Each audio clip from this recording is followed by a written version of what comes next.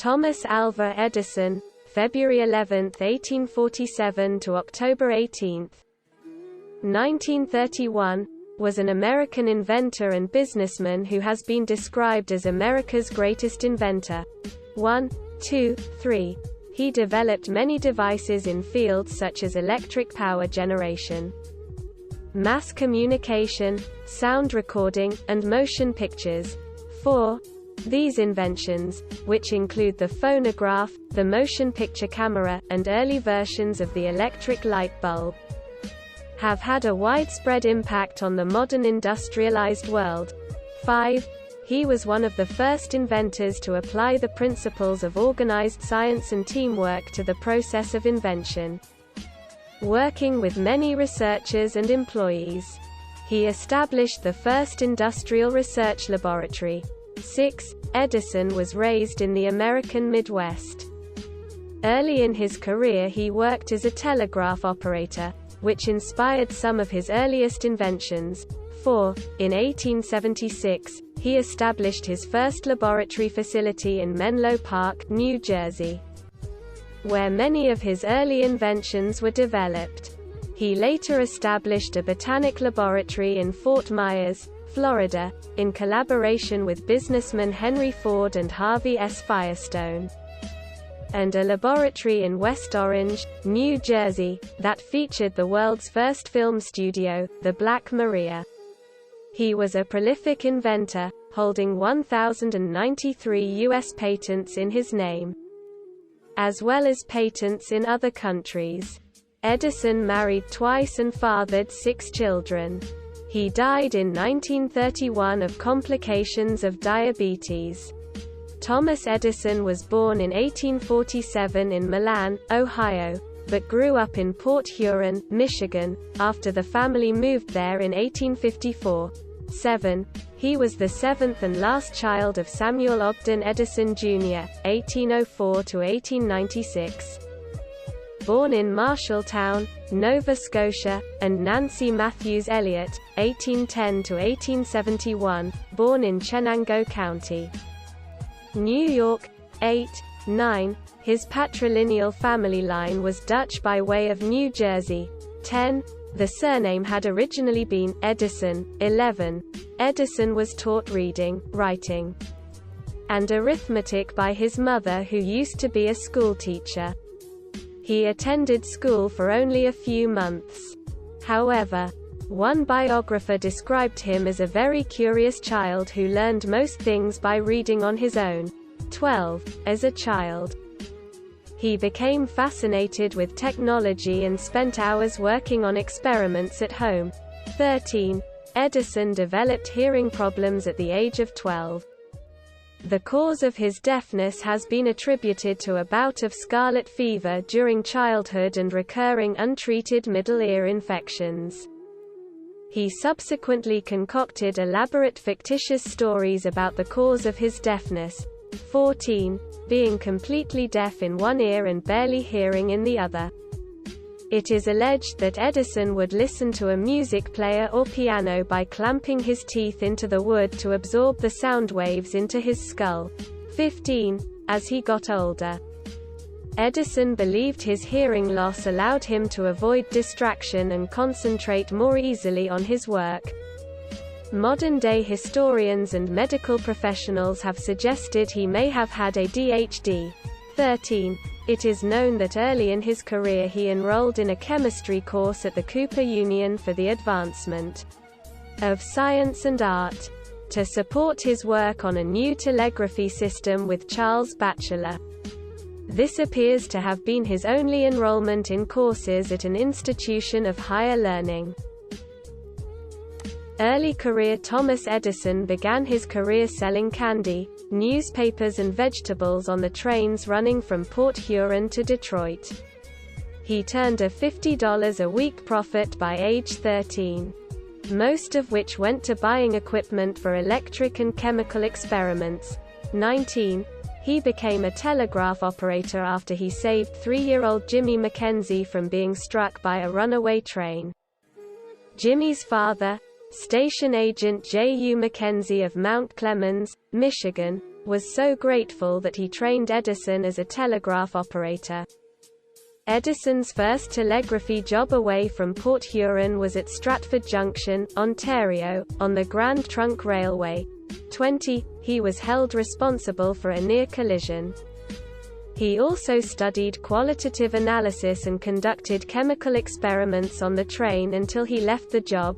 22. Edison obtained the exclusive right to sell newspapers on the road, and, with the aid of 4 assistants, he set in type and printed the Grand Trunk Herald, which he sold with his other papers. 22. This began Edison's long streak of entrepreneurial ventures, as he discovered his talents as a businessman. Ultimately, his entrepreneurship was central to the formation of some 14 companies, including General Electric, still one of the largest publicly traded companies in the world. 24. In 1866, at the age of 19, Edison moved to Louisville, Kentucky, where, as an employee of Western Union, he worked the Associated Press Bureau Newswire. Edison requested the night shift, which allowed him plenty of time to spend at his 2 favorite pastimes, reading and experimenting. Eventually, the latter preoccupation cost him his job. One night in 1867, he was working with a lead-acid battery when he spilled sulfuric acid onto the floor. It ran between the floorboards and onto his boss's desk below. The next morning Edison was fired. 25. His first patent was for the electric vote recorder, U.S. Patent 90,646, which was granted on June 1, 1869. 26. Finding little demand for the machine, Edison moved to New York City shortly thereafter. One of his mentors during those early years was a fellow telegrapher and inventor named Franklin Leonard Pope, who allowed the impoverished youth to live and work in the basement of his Elizabeth, New Jersey, home, while Edison worked for Samuel Laws at the Gold Indicator Company. Pope and Edison founded their own company in October 1869, working as electrical engineers and inventors. Edison began developing a multiplex telegraphic system, which could send 2 messages simultaneously. In 1874, 27, Menlo Park Laboratory, 1876 to 1886, Research and Development Facility. Edison's Menlo Park Laboratory, reconstructed at Greenfield Village at Henry Ford Museum in Dearborn, Michigan. Edison's major innovation was the establishment of an inn.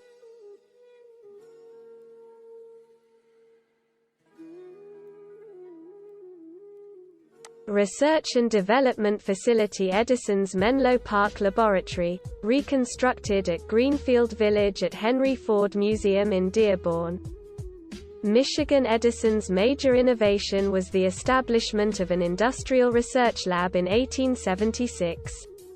It was built in Menlo Park, a part of Raritan Township, now named Edison Township in his honor, in Middlesex County, New Jersey, with the funds from the sale of Edison's quadruplex telegraph. After his demonstration of the telegraph, Edison was not sure that his original plan to sell it for $4,000 to $5,000 was right, so he asked Western Union to make a bid. He was surprised to hear them offer $10,000, $226,000 in today's dollars, 28, which he gratefully accepted. 29. The quadruplex telegraph was Edison's first big financial success, and Menlo Park became the first institution set up with the specific purpose of producing constant technological innovation and improvement. Edison was legally attributed with most of the inventions produced there, though many employees carried out research and development under his direction. His staff was generally told to carry out his directions in conducting research, and he drove them hard to produce results. William Joseph Hammer, a consulting electrical engineer, started working for Edison and began his duties as a laboratory assistant in December 1879. He assisted in experiments on the telephone, phonograph, electric railway, iron ore separator, electric lighting, and other developing inventions. However, Hammer worked primarily on the incandescent electric lamp and was put in charge of tests and records on that device. See Hammer Historical Collection of Incandescent Electric Lamps. In 1880, he was appointed chief engineer of the Edison Lamp Works. In his first year, the plant under general manager Francis Robbins Upton turned out 50,000 lamps. According to Edison, Hammer was a pioneer of incandescent electric lighting. 30. Frank J. Sprague, a competent mathematician and former naval officer, was recruited by Edward H. Johnson and joined the Edison organization in 1883. One of Sprague's contributions to the Edison laboratory at Menlo Park was to expand Edison's mathematical methods. Despite the common belief that Edison did not use mathematics, analysis of his notebooks reveal that he was an astute user of mathematical analysis conducted by his assistants such as Francis Robbins Upton, for example, determining the critical parameters of his electric lighting system including lamp resistance by an analysis of Ohm's law, Joule's law and economics. 31. Nearly all of Edison's patents were utility patents, which were protected for 17 years and included inventions or processes that are electrical, mechanical, or chemical in nature. About a dozen were design patents, which protect an ornamental design for up to 14 years. As in most patents, the inventions he described were improvements over prior art. The phonograph patent, in contrast, was unprecedented in describing the first device to record and reproduce sounds. 32. In just over a decade, Edison's Menlo Park laboratory had expanded to occupy 2 city blocks.